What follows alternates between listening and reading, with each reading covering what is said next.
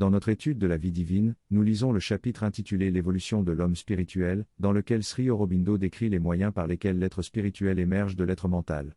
Cela fait partie d'une discussion plus large dans laquelle il décrit les étapes par lesquelles l'être mental est apparu dans l'évolution et les difficultés auxquelles il a dû faire face. Il montre également comment naviguer à travers ces difficultés pour permettre l'émergence de l'être spirituel. Il souligne que nous devons d'abord reconnaître le mouvement que la nature a initié et où elle nous a conduits, afin d'accélérer ses propres efforts par notre participation. La nature utilise 4 voies principales pour éveiller l'être mental humain aux réalités spirituelles plus profondes: la religion, l'occultisme, la philosophie spirituelle et l'expérience directe. La religion joue un rôle essentiel dans la préparation de la personnalité extérieure à l'expérience directe, tandis que l'occultisme nous ouvre à notre propre potentiel intérieur. La philosophie spirituelle nous aide à comprendre le travail divin dans l'univers, et enfin, l'expérience directe du spirituel est soutenue par une compréhension approfondie.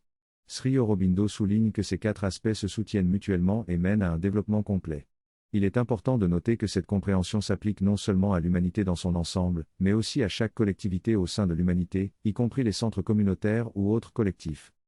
Dans ce passage, l'auteur discute de l'évolution de la pensée humaine à travers 4 aspects: la communauté, la nature, l'intelligence et la religion. Il souligne que la communauté n'est plus simplement un lieu physique, mais peut se former grâce à Internet et à des groupes de partage en ligne. Il ajoute que chaque individu doit également se développer dans ces 4 aspects, mais que cela peut varier d'une personne à l'autre. En ce qui concerne la nature, l'auteur décrit le processus de création et d'évolution comme étant progressif et lent. Il identifie 3 étapes: l'émergence, la formation initiale et la consolidation. Il note également que la pensée humaine est en train de passer de la 2e à la 3e étape, où elle devient de plus en plus intelligente mais n'est pas encore totalement sécurisée contre la régression. En ce qui concerne la religion, l'auteur souligne qu'elle a commencé de manière primitive, mêlant les aspects vitaux et mentaux. Il note que la religion a connu des hauts et des bas, souvent en s'opposant à la raison et aux faits. Cependant, il reconnaît que la foi et l'inspiration sont indispensables pour avancer, bien que l'imposition de vérité divine ne soit pas encore justifiée. En résumé, cet extrait examine la communauté, la nature, l'intelligence et la religion dans le contexte de l'évolution de la pensée humaine, mettant en évidence leurs contributions, leurs limitati, ONS et leurs possibilités d'évolution. Dans ce passage, l'auteur discute du rôle de l'instinct religieux chez l'homme. Il affirme que cet instinct est intrinsèque à notre nature et ne peut être supprimé. Il mentionne que la religion a souvent erré en imposant des règles et des dogmes à tous, plutôt que de permettre à chaque individu de suivre son propre éveil spirituel. L'auteur propose que le véritable travail de l'instinct religieux consiste à réaliser une conscience de vérité supramentale, libre de tout mélange ignorant. Il souligne également que l'instinct religieux peut s'exprimer à travers d'autres domaines, tels que la science, où il guide la recherche de sens et de compréhension du monde. Ainsi, l'instinct religieux reste présent et actif, même dans les tentatives de le supprimer. L'auteur fait également allusion à l'idée du Big Bang, qui découle de l'instinct religieux présent dans la pensée scientifique, malgré le rejet de la religion. En conclusion, l'auteur considère que la réalisation sacramentelle de l'instinct religieux, en tant que conscience de vérité supramentale, est un objectif ultime à atteindre. Le texte souligne l'instinct religieux présent chez l'homme, même dans les pays où la religion est officiellement abolie. Il mentionne notamment l'exemple de l'Union soviétique où, malgré l'interdiction religieuse, des films mystiques ont été produits, témoignant de cette quête de quelque chose de plus profond derrière les apparences. L'auteur affirme que l'Union soviétique était avancée dans l'exploration des phénomènes parapsychologiques car elle considérait pouvoir le faire en étant libre de l'erreur religieuse. Il expose ensuite 3 aspects du travail de l'instinct religieux chez l'homme. Le premier est de le mener vers la réalité divine, c'est-à-dire une conscience divine supérieure à la réalité apparente. Le deuxième aspect est de formuler tout ce qui a été accompli dans cette direction, afin de transmettre ces connaissances aux générations futures. Enfin, le troisième aspect est de donner à chaque être humain une discipline spirituelle adaptée à ses potentialités. Cela peut varier d'une personne à l'autre, mais sans cette discipline, les bénéfices et les accomplissements passés pourraient être perdus. L'auteur souligne également l'importance de préserver la santé physique et mentale dans le cheminement spirituel, en évitant par exemple l'usage de drogues qui peuvent avoir des effets néfastes sur la santé et entraver le développement spirituel complet. En résumé, l'instinct religieux chez l'homme vise à le guider vers une réalité divine, à formuler et transmettre les connaissances acquises dans cette quête, ainsi qu'à trouver une discipline spirituelle adaptée à chaque individu pour préserver les acquis et continuer à évoluer. Dans cette discussion, l'auteur parle des dangers qui peuvent survenir lorsque l'on permet à des forces extérieures négatives d'envahir notre esprit. Il explique que lorsque nous dormons, notre instinct de protection nous protège des cauchemars et des attaques extérieures, mais que les drogues peuvent inhiber cette protection. Cela permet aux forces négatives d'entrer en nous et de rester de manière permanente, ce qui peut affecter notre personnalité et notre croissance spirituelle. Il souligne également que certaines tendances instinctives négatives peuvent façonner notre personnalité si elles sont encouragées et non contenues. Cela peut entraver notre développement spirituel et causer des destructions. Il met en évidence l'importance d'une discipline spirituelle positive qui nous permet de voir le divin en toutes choses et qui nous libère de la peur et des distorsions. L'auteur souligne également l'importance de la protection contre la régression et la gravitation descendante, car il peut y avoir des cycles de croissance et de déclin dans chaque civilisation. L'Inde est mentionnée en particulier, où il est expliqué que l'aspect sattvique harmonieux a été développé au point de faiblesse, permettant ainsi les invasions. Cependant, cela aurait un objectif plus grand dans le but d'intégrer l'aspect rajasique dynamique, sans tomber dans les erreurs du pouvoir.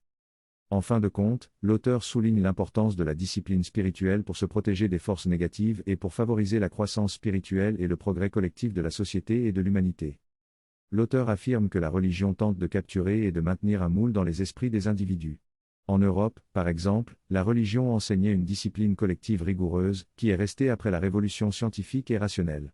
Cependant, cette imposition d'une seule forme de religion a conduit à des divisions et à la création de nombreuses variantes.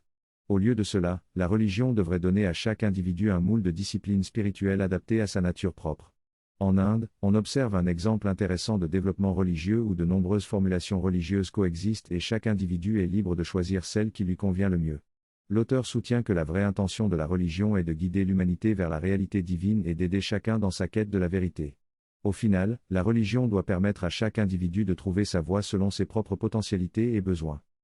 Ce passage souligne la manière dont l'évolution de la religion en Inde a permis une grande diversité de formulations religieuses, de cultes et de disciplines spirituelles. L'auteur compare cette évolution à une forêt tropicale, où chaque plante trouve sa place et interagit avec les autres. Il explique que cette méthode d'évolution est également présente dans tout l'univers. En Inde, on trouve une grande variété de formulations religieuses, de cultes et de disciplines, qui représentent différents moyens d'approcher la réalité divine. Certaines conceptions soulignent l'unité de l'individu avec le divin, tandis que autres insistent sur la séparation. On trouve également des approches qui réduisent le monde à des mesures quantifiables, similaires à la science moderne. L'auteur souligne l'importance de préserver la diversité et l'intention spirituelle de chaque approche religieuse. La compréhension du yoga intégral nous permet de voir 6 aspects ou formulations religieuses qui cherchent à unifier et à relier les différentes facettes de l'expérience spirituelle. Un exemple de ces formulations est le sikhisme, qui est né dans un contexte historique où l'hindouisme était affaibli et menaçait de perdre sa vérité.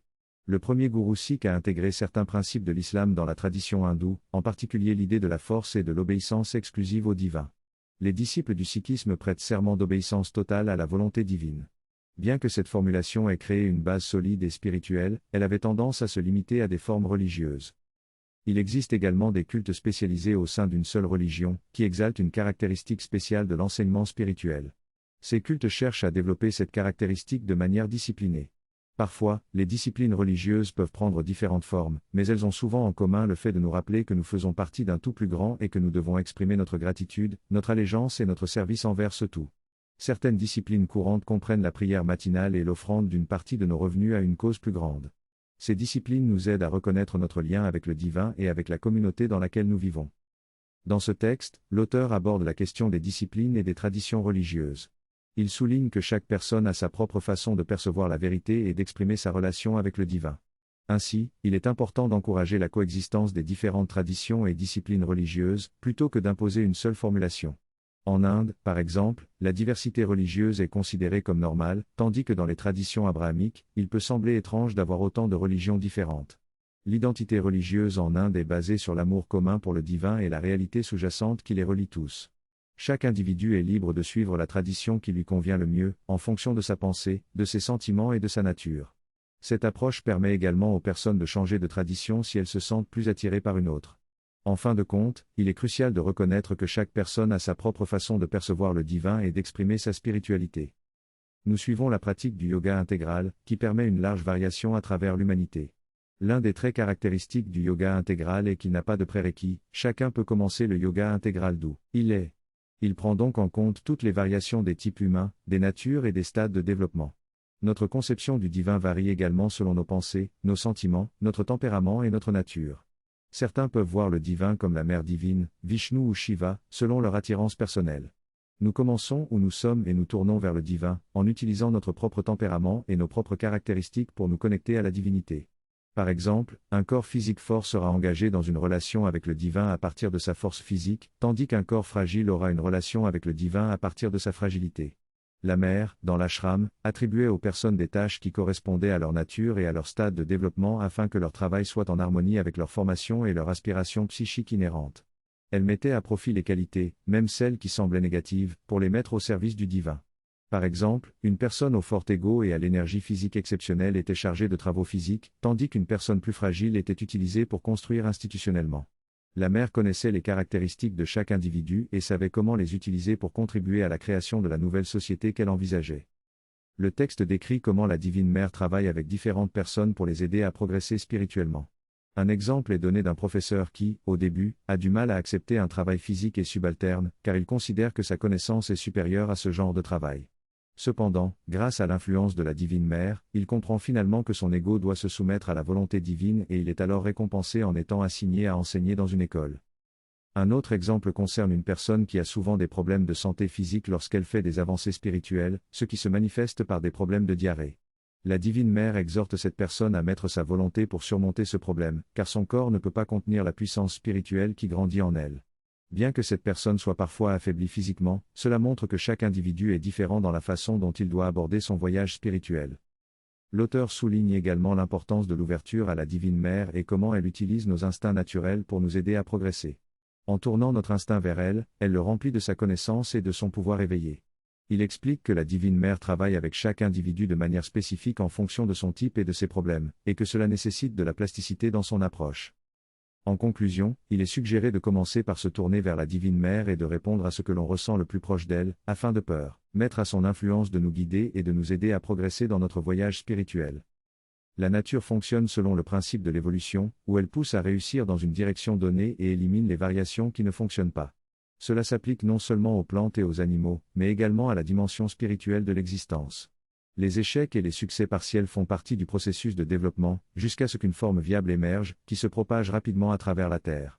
Cependant, cette plasticité expérimentale est également nécessaire dans l'évolution spirituelle, car elle permet l'expérimentation et les erreurs, ce qui conduit finalement à un développement plus complet.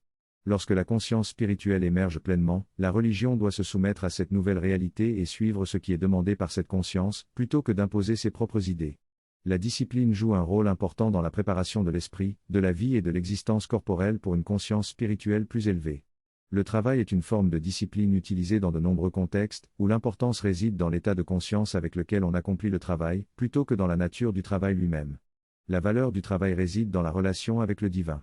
Dans toute communauté religieuse ou spirituelle, la discipline est utilisée pour préparer l'individu à une prise de conscience spirituelle plus profonde.